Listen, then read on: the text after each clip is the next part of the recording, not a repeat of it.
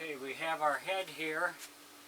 We let it dry. We added another coat of paint to it. So we get our second coat. So we're going to take a little bit of red now and spray on here just to kind of break that up a little bit, give it a little more depth.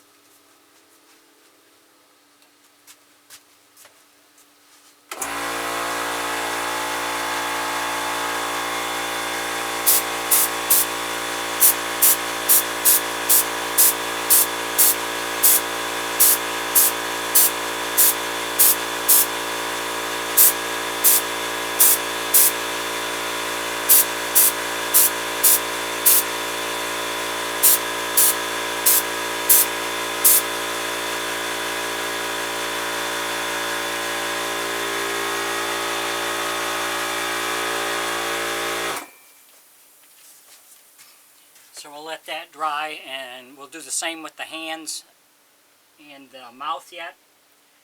If you enjoy my videos, please like and subscribe on my YouTube page. I'd appreciate it.